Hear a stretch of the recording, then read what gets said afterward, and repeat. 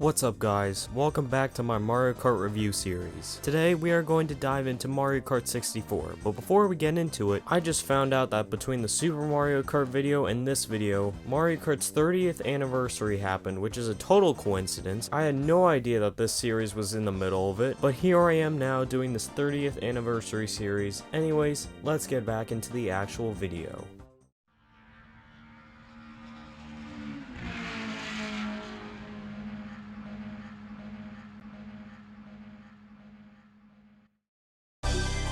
Welcome to Mario Kart! So iconic. Mario Kart 64 is one of the best in the series, and while it didn't introduce any big gimmicks, it's still an amazing experience. People have said it isn't good anymore, and that it's outdated, but that is straight up false. While the graphics haven't aged the best, that doesn't really matter that much to me and many other people because of how great the game is. This game was very clearly intended to be a multiplayer game, as seen by it having no unlockables besides mirror mode, which allows players to play everything with their friends and family from the start without having to complete any tasks. You also can play with up to 4 players at once, which is incredible. However, this means that it can kinda get boring after running through all the tracks by the second or third time, since there's nothing really to keep you coming back. Similar to its predecessor, it has 3 modes, which are Grand Prix, Time Trial, and Battle Mode. However, we take a look at the character roster, and that has certainly changed. The characters from the roster of the first game are still here, besides Koopa Troopa and DK Jr., which in my opinion were fine to get rid of, especially since we got Wario and Donkey Kong in return. I will bring up the fact that Kamek was supposed to be in the game, but I honestly prefer Donkey Kong if I'm being honest with y'all. All of the characters were also given sound effects, which is a really cool touch. The next thing to talk about is the tracks, and oh boy do we have a lot to talk about. This game introduced classics like Luigi Raceway, Calamari Desert, Toad's Turnpike, Bowser's Castle, and Rainbow Road. I appreciate the fact that all of the tracks are unique and doesn't have any repeated themes besides the Luigi and Mario Raceways. This allows you to actually be excited to play the next cup because there aren't clones for half of the tracks, and gives each track its own charm. There is only one Bowser's Castle now, which I really like.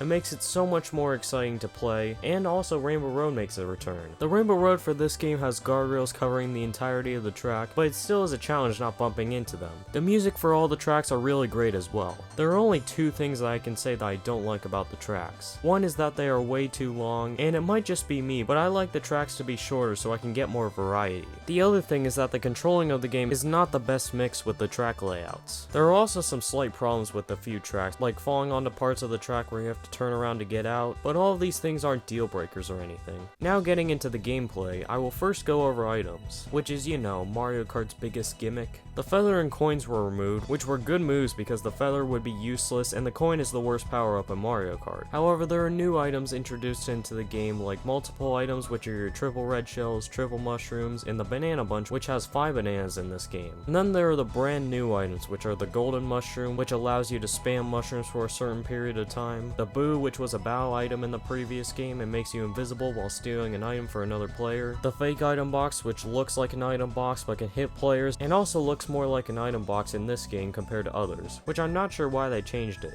And sadly, the fake item box was replaced back with the coin later, which honestly made me cry. And then there is the big bad blue shell, which makes other racers break their controllers. Moving on, we have to talk about the AI in this game, and if you watched the previous video in this series, you know I'm not a big fan of rubber banding, and this game is filled to the brim with it. However, it's better in this game because you can actually catch up in this game, and it's easier to hit your opponents with items. Another thing that has returned from Super Mario Kart is that you rank out when you get lower than 4th place, which I don't really like because they could have done it so much better. If they made it so that you could go to the next race or try again, it would be great. But sadly, Mario Kart games opt for one or the other. The last thing about the gameplay that needs to be addressed is the spin out mechanic, which is probably the worst thing in this game besides the rubber banding. Some enemies make you spin out, bananas make you spin out, shifting left and right too fast makes you spin out. Pretty much everything in this game makes you spin out, besides the things that make you flip over. And that is basically Mario Kart 64. This game has to be one of the best multiplayer games of all time and is a blast to play with friends and family. It also isn't terrible on single player either. It is basic Mario Kart, and while it's simple, it's a huge step from Super Mario Kart. It's not the first Mario Kart I would go to play, but it wouldn't be a chore to play either.